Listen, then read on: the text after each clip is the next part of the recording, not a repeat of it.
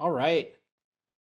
Welcome, everybody. Thanks for joining CVE Technologies as we go over a great solution around FlexPod. We've got Neil Casal on here, and he's going to take us through a great presentation. Neil, fire away. Make it happen. Thanks, Jeff. Howdy out there. My name is Neil Cassell, and I want to thank you all for joining the webinar today. And who are we helping today? Well, many of you all are state, local, or education organizations, and some are commercial and enterprise. We welcome everyone today to this webinar. And why we're here? Well, our mission at CVE Technologies is to help educate and implement scalable, supportable solutions. And for today, you might be here to learn how to recover from a ransomware attack, leveraging a converged compute and storage solution, FlexPod. You might be here to learn what is a FlexPod and how is it special. And finally, you might be here to learn about options for integrating FlexPod with hypervisors other than VMware.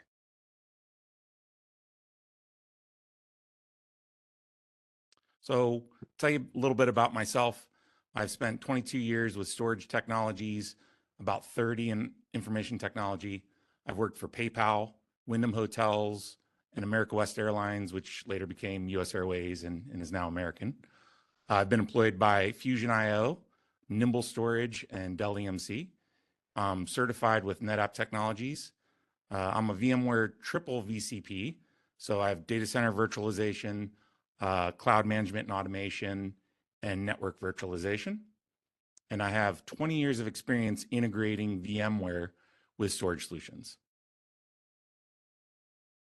This is our agenda today. I expect it won't take more than 45 minutes or so to cover the material we'd like to share with you all. So let's jump right in. So hybrid cloud is where most organizations are today. Not everything is on premises and not everything is 100% in the cloud. I think of things like Microsoft 365 and whatnot. If you think, oh, we don't have anything in the cloud, you probably have a little bit in the cloud. So most folks, where they're at now in their journey is complicated. And IT is experiencing complexity from hybrid cloud adoption, from remote work, and from cybersecurity threats like ransomware. So two important, almost eternal truths emerge here. Downtime and compromised data emerging from that complexity can be pretty disastrous. And businesses need to deploy resilient, more easily manageable platforms. So challenges. There's a great need for simplicity in operations. There's complexity of data in silos and across clouds. There's an IT skill shortage. There's hybrid multi-cloud complexity. There's energy prices and sustainability pressures. Gas prices here in Oregon, I filled up last night. It was $4.31 at the Fred Meyer Fuel near me. I'm sure Washington's about the same. So municipalities, some of them already have a moratorium on new data center construction due to energy pressures. And droughts, heat waves, climate emergencies are all drawing increasing attention to the need for sustainability practices. The unsettled microeconomic climate persists. IT budgets, are under siege, and threats continue to increase exponentially. So you have both, internal and external threats. And then there's, on top of that, geopolitical, state-sponsored cyber terrorism. I think the UK just had issues with their airport system getting hacked. So fun stuff. The statistics up on the screen here represent data from IBM. So for a different estimate, according to Sophos, initial ransoms are $2 million on average, and the average cost of recovery on an attack is about 2.73 million. So that excludes the ransomware payments. You're just talking about all the efforts that have to go into it and all the cost to remediate things. So ransomware is definitely a big risk. And the security landscape is really complex. FlexPod, which we're going to talk about today, addresses nearly every angle of that complexity, But I just want to call out 4 features I've personally implemented and find relevant to nearly every organization I've worked with. So for stolen data, encryption is critical to protect both data in flight and data at rest in your environment. And FlexPod offers layers of encryption that are tunable to meet your specific needs. For ransomware attacks, ransomware continues to be one of the primary cybersecurity risks, and FlexPod offers a robust solution to protect against those attacks, detect them should they occur, and recover quickly. And we'll talk about that. For rogue administrators, you have data breaches coming from within, right? So there's robust solutions within FlexPod for authentication, as well as multi-admin verify to prevent rogue actions, and audit logging to record all the actions that occur on the system. And finally, for disaster recovery, FlexPod includes a variety of data replication features with options to replicate to secondary sites and even to the cloud for a comprehensive DR solution. So if you haven't seen FlexPod lately, you should probably take another look at it. And if you've never heard of it, you should probably take a look. So FlexPod, simply put, is Cisco UCS servers, Cisco networking, and NetApp storage all combined into a validated architecture. And the primary benefits are that they're validated designs for simplified deployment, scalability, and ongoing operational efficiency.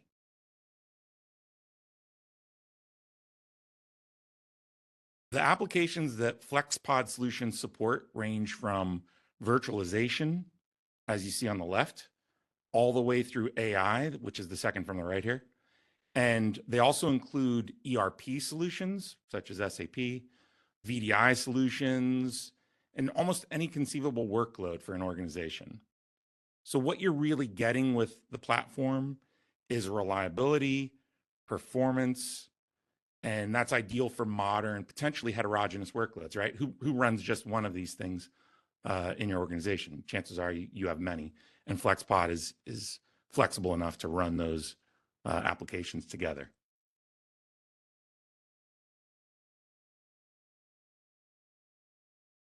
The key concept here is that it ain't your grandfather's NetApp anymore. So everybody might have had some experience with NetApp in the past.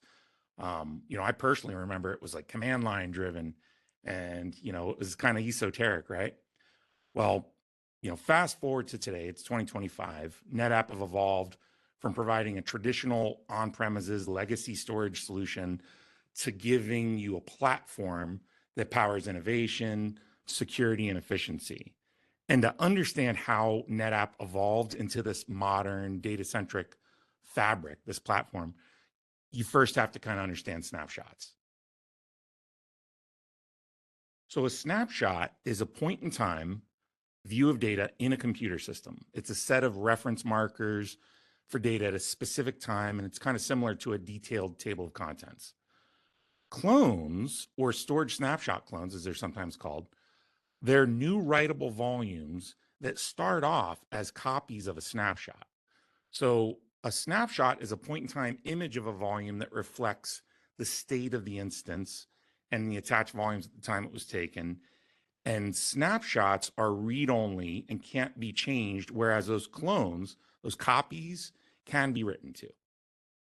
So I was playing around this morning, and I asked Gemini to describe an immutable, indelible ONTAP snapshot. And I'm going to give you verbatim what it gave back, and I kind of liked it. So in NetApp ONTAP, an immutable snapshot is a read-only point-in-time copy of data that cannot be modified or deleted by users.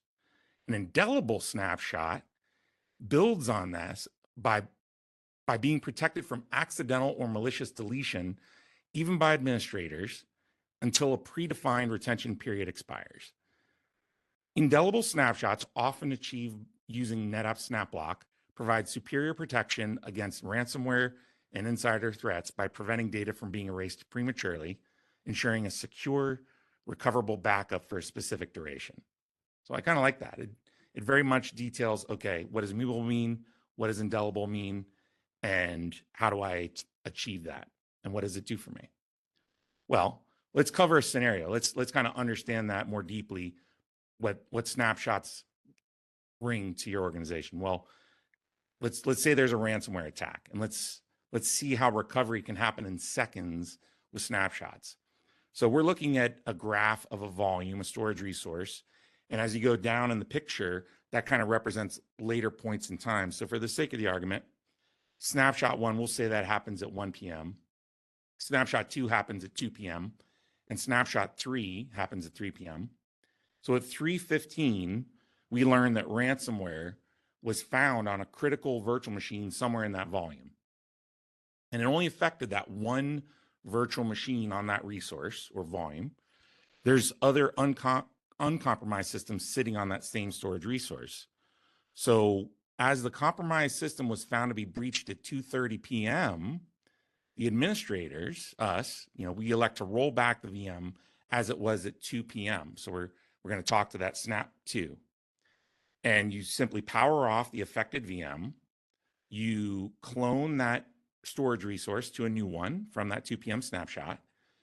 You re-register that virtual machine from the cloned resource. In this case, again, this is the snap 2 thin clone on the screen. And recovery, and you power it on. And recovery can literally happen in seconds. So there's a tool called Snap Center that automates that whole process end to end. So downtime is minimized relative to restoring from like a nightly backup from your secondary storage or data protection system. Recovery point objectives are better than your backups because snapshots in our case are hourly, and you might have nightly backups, and that's it for what's going to your secondary storage or data protection system. And costs are reduced because that cloned resource doesn't take up much space, as the contents of that new storage resource, that snap 2 thin clone, they're mostly the same as the deduplicated blocks in that parent storage resource. So the ability to share these snapshots across different clouds and multi-site on-premises appliances is the core. This is the core of what makes the modern NetApp platform a true data-centric hybrid cloud juggernaut.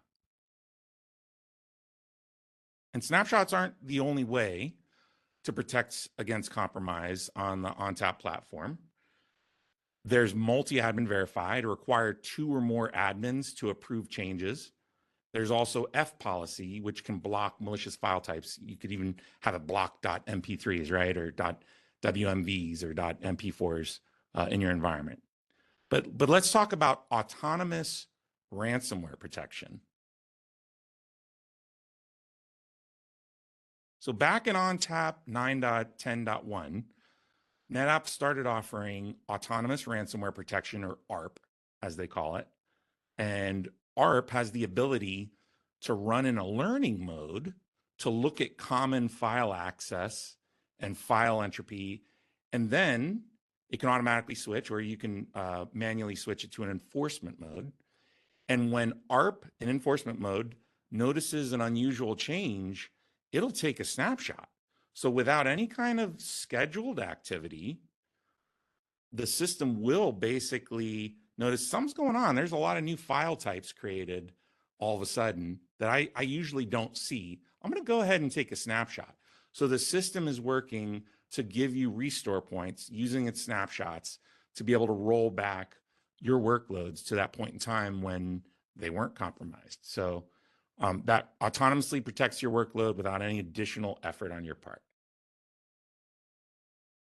Let's talk about technologies beyond just VMware. So VMware isn't the only game in town anymore, especially for FlexPod. And for many of you out there, especially in the SLED space, I've had a lot of conversations that say, your response to VMware, either, right now or at some future, point here, not too far off, is no thank you, right? And we're here to help. And so is FlexPod. So this is a visual representation of the platforms that NetApp ONTAP supports. You'll notice that the on-premises hypervisors are on the left and the cloud platforms are on the right. And there's very few platforms NetApp haven't made an amazing effort to bring their solution to. So FlexPod have validated designs not only for VMware, but for Red Hat OpenShift, Microsoft Hyper-V, Oracle, and bare metal. And what to understand here is that NetApp integrations into the hybrid and multi-cloud infrastructure supports both traditional applications and cloud-native workloads. So there's a Trident driver for ONTAP that is very popular in the container space, right?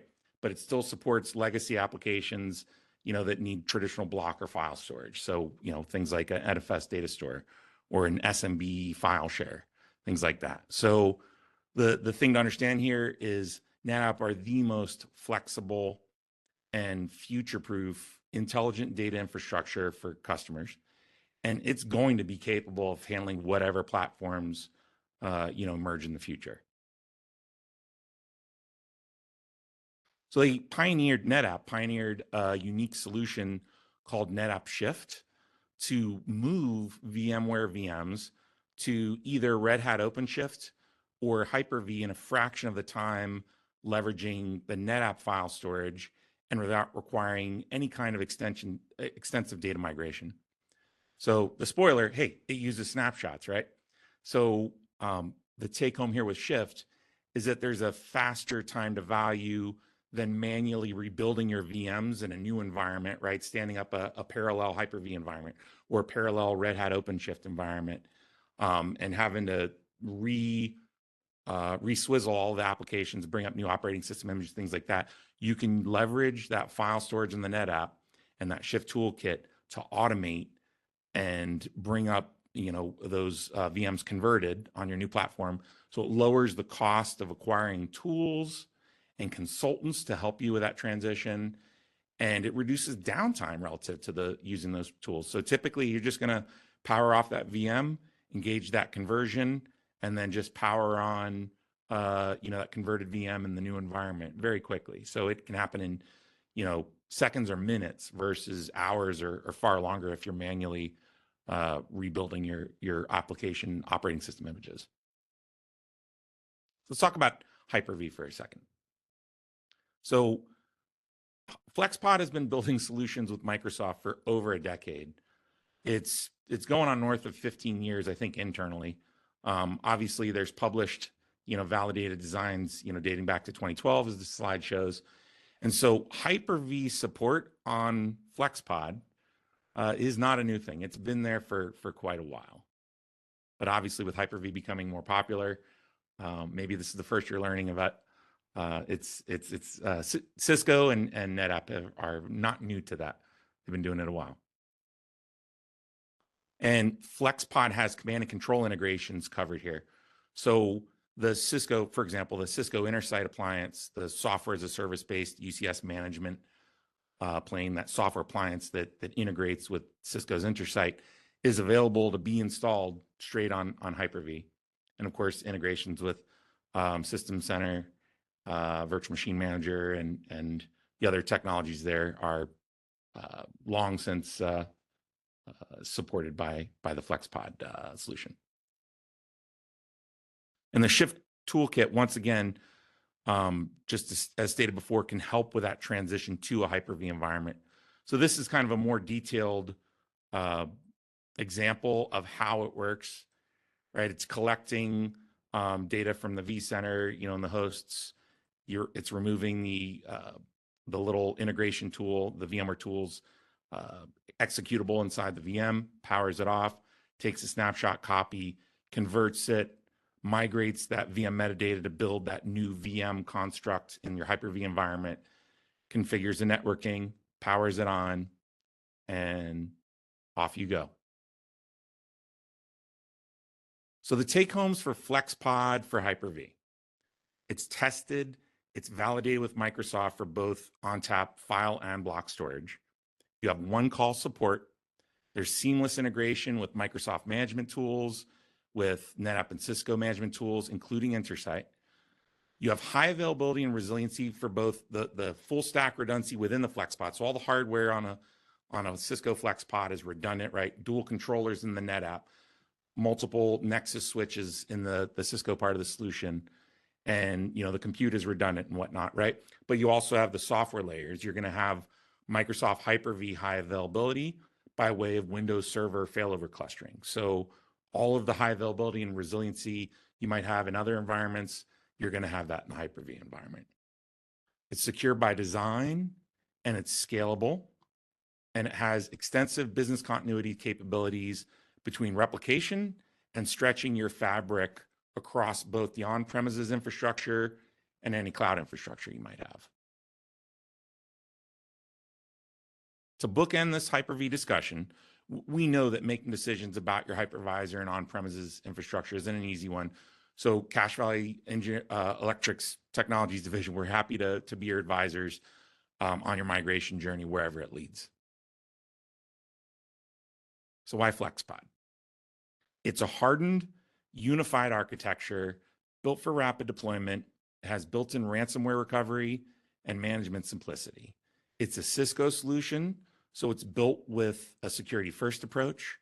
It's meant to deliver continuous compliance and provide great resilience.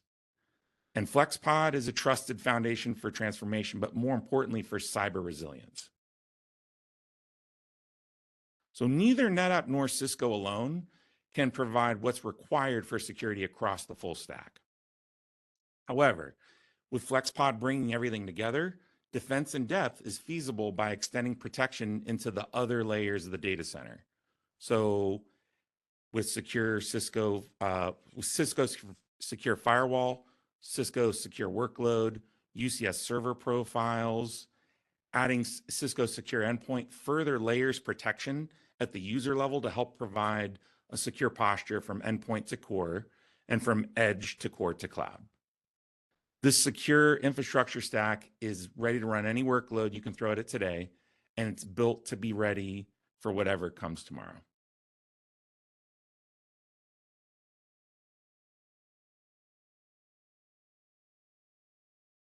So threats are increasing.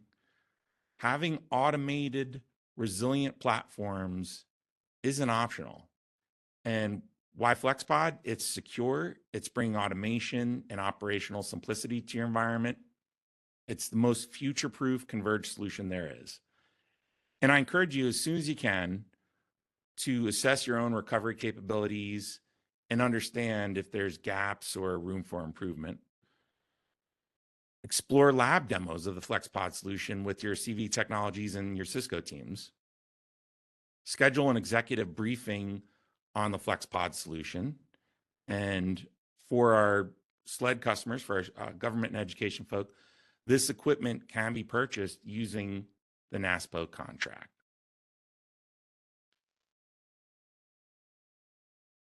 I hope you enjoyed what we had to present. If you're interested in learning more about FlexPod or anything else, please reach out to your CVE Technologies account manager, and we appreciate you. Thank you for your time, your efforts, and your attendance today. If there's any questions out there, feel free to drop them in chat. I'll stay on for a little bit. And thanks again for attending. Yeah, Neil, great work. That was awesome. And if there are questions, use the chat, use the Q&A. We can address them live. I had one question on the converter, leveraging snapshots and clones to convert from maybe a VMware to a KVM or a Hyper-V image. How much space does that take up? Are there space savings in doing that? Yeah, no, that's a good question, right? So you don't need to double the space, the available space in your storage array to accommodate the new virtual machines like right out of the gate, because you're going to leverage, you're probably going to move things in tranches, right? You're going to leverage the power of that file storage holding the virtual machines, and it'll deduplicate similar blocks, which even, when converted, there's going to be a great deal of similarity in those images until, at a long point in time in the future, they're going to diverge. So yeah, you can absolutely, without, having to buy another storage array, you can leverage that NetApp Shift toolkit to make that conversion and still get a lot of efficiencies out of that, deduplicate, compress, and whatnot, and do that in a controlled fashion without huge, upfront expenditure. Does that answer your question, Jeff? Yeah, no, that's really cool because I know in typical conversions you're setting up, different LUNs, different volumes, different NFS shares, and having to populate each one and have that double storage. So leveraging snaps and clones is very, very interesting to be able to do that. Right on. Looks like we've got a question in the chat. Is rents in a ransomware recovery scenario, how does FlexPod integrate with incident response workflows such as detection, isolation, and forensics beyond just restoring data? Wow, that is deep and wide. So, in short, the Cisco tool sets, that some of the, let's see if we can go back a few slides.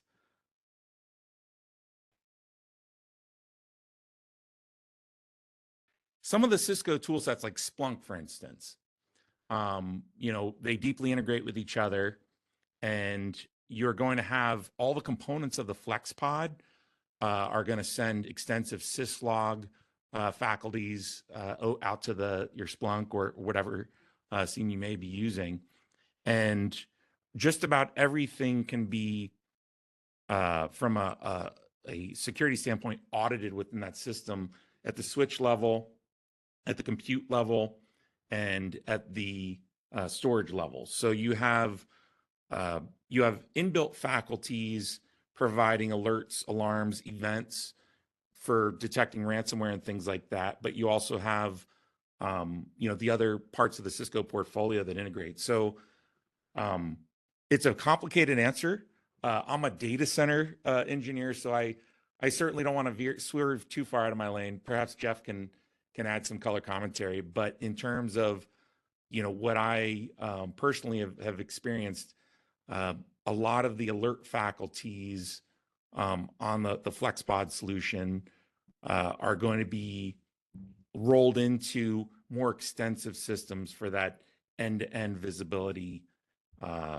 So hopefully that's a little bit of an answer for you. Jeff, anything to add for our friend in chat? I have a great friend that always said you can do anything in Python. No, but I think as far as bringing in security solutions, into the FlexPod environment, into the CVDs with Splunk, because that is also a part of Cisco and can be a part of that CVD very quickly. There are some options like ITSI, IT Service Management, that can flag some of those alerts, or you can create workflows if a alert comes from XDR or from your SIEM about malware or something. Based on where that's coming from, we could now start a workflow to trigger a clone of the appropriate volume to trigger the malware defense against that. So I think it's a possibility. It's probably a little bit of a do-it-yourself, or a little bit of, engage with the appropriate resources to make that happen. But it's much better than just writing a Python script to do it all yourself. Right on. And that is as far as I go into security. I do not have a tinfoil hat, nor do I profess ever owning one. So thank you guys. All right, I think that's it. I don't see any other questions. Thanks everyone for the time today. We're going to be doing these webinars about once a quarter on different topics. Feel free to reach out to Neil. He is a great resource on anything here or data center related. And appreciate your time. We'll see you next time.